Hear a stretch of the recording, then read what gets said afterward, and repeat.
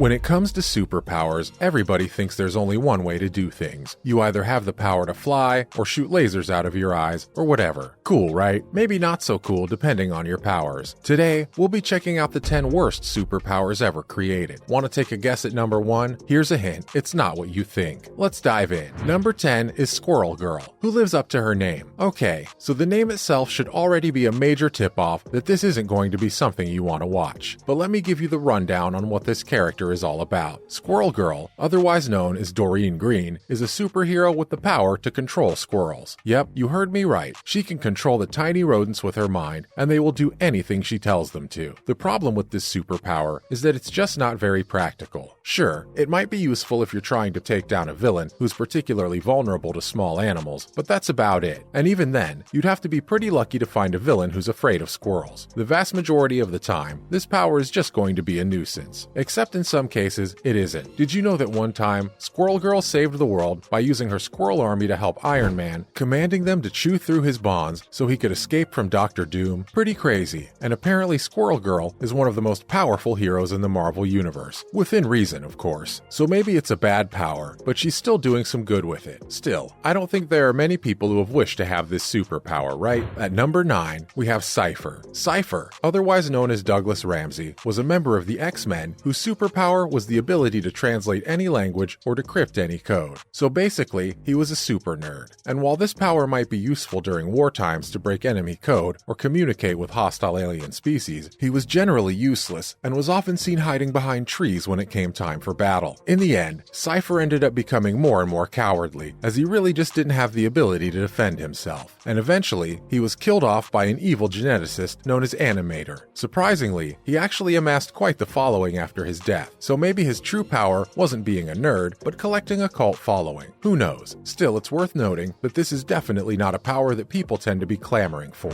At number 8, we have the ever-powerful Rainbow Girl. Sure, it's not the most original name, but that's not the only thing that's unoriginal about this character. Rainbow Girl, otherwise known as Dory Anderson, is a superhero with the power to manipulate the emotional spectrum. In other words, she has the ability to control her emotions, which results in violent mood swings. The power is a complete mockery of women everywhere, as it relies on her emotions rather than physical abilities to handle situations. Rainbow Girl is the most popular girl and universally well-liked gal around thanks to her rainbow pheromone shield, which just goes to show how sexist this character is, and that it definitely wouldn't fly in today's day and age. Despite this, you have to admit that her powers might actually come in use when used correctly. After all, who wouldn't want the ability to control their emotions? It would definitely come in handy during arguments or difficult times. But alas, we can't all be perfect, and Rainbow Girl is far from it. She's definitely one of the worst superheroes out there, and her power is just as bad as her name. Next up, at number 7, we have the one and only Color Kid. This guy's power is exactly what it sounds like. He has the ability to change the color of anything at will, and while that might sound like a decent power, it's actually pretty useless. I mean, sure, you could use it to make things more aesthetically pleasing or to blend in with your surroundings, but that's about it. In terms of combat, this power is pretty much useless. Sure, you could possibly use it to confuse your enemies or make them dizzy with all the colors, but that's about it. And even then, there are much better ways to achieve those goals. So overall, Color Kid is just a pretty useless superhero. His power is more of a gimmick than anything else, and it's hard to see how he would be of any use in a fight. Despite this, he still had several victories, like when he was able to change the color of the earth and the sky to save the world from an alien invasion. But still, his power is more trouble than it's worth, and he's definitely not one of the best superheroes out there. At number 6, we have quite possibly the weirdest name, Arm Fall Off Boy. This guy's superpower is exactly what it sounds like. He has the ability to detach his limbs and use them as weapons. So basically, he's a walking pile of limbs that can be used to beat people up. Needless to say, this is a pretty weird superpower, and it's hard to see how it could actually be useful in combat. I mean, sure, you could potentially use your limbs as clubs or shields, but that's about it. And even then, there are much better ways to achieve those goals. So overall, Arm Fall Off Boy is just a pretty weird superhero. Plus, let's not even get started on that name. Talk about uninspired. At number 5, we have the Matter Eater Lad. This guy's superpower is that he can eat anything, no matter what it is. And while that might sound like a decent power, it's actually pretty useless, unless you're like me and love to eat, in which case this power would be amazing. In terms of combat, this power is pretty much useless. Sure, you could potentially use it to eat your way through enemy defenses or to consume poisonous substances, but that's about it. And even then, there are much better ways to achieve those goals. Think about this guy trying to fight someone like the Hulk. He would be absolutely useless. The Hulk would just smash him into oblivion, and there would be nothing he could do about it. Definitely not the most creative hero out there, and his superpower is pretty lame. At number 4, we have Dog Welder, who honestly might give you nightmares. This guy's superpower is that he welds dogs to people. What this means is that he can quite literally weld a dog onto somebody's face, which is pretty much the definition of a nightmare. Despite this being a pretty nasty power, it's actually not ever really explained how it's supposed to be useful. He was supposed to fight crime, and I guess the logic was that criminals would be too embarrassed to show their faces in public if they had a dog welded to it. But still, that's a pretty weak justification, and it's hard to see how this power would actually be useful in a fight. Finally, we've reached the top 3, and we have Zan from the Wonder Twins. His sister Jaina has the ability to change into any animal, but Zan's superpower is that he can transform into water-based forms. So basically, he can turn into a bucket of water or a snow cone. Now, I'm not sure about you, but I don't see how this power would be useful in combat, and it's totally outshadowed by Jaina's much more useful superpower. At number 2, enter the Red Bee. This guy's superpower is that he has a bee that lives in his costume and does whatever he tells it to. So basically, he has a tiny insect that he can use to fight crime. And while that might sound like a decent power, it's actually pretty useless. Think about this. The bees he trains to fight crime die every time they sting someone. So basically, he's just training bees to commit suicide. And even if he could train them not to die when they sting someone, they're still just bees. They're not exactly the most intimidating creatures out there, and it's hard to see how this power would actually be useful in combat. Unless, of course, your enemy is deathly afraid of bees. But even then, there are much better ways to achieve that goal. Finally, we've got possibly the best hero of all time, Doorman. This guy's superpower is that he can turn into doors. No, seriously, he can turn into any kind of door at any time. So basically, he's able to build a door in a wall and let everybody else walk through it. If I had this power, I would use it to build myself a secret room in my house where I would keep all my stuff, and then hide from people because of my lame power. Okay, so which did you think was the lamest? That's it for this video, so thanks for watching. If you liked it, make sure to give it a thumbs up, and if you want to see more videos like this, please make sure to subscribe. Also let us know in the comments which power you thought was the lamest and why.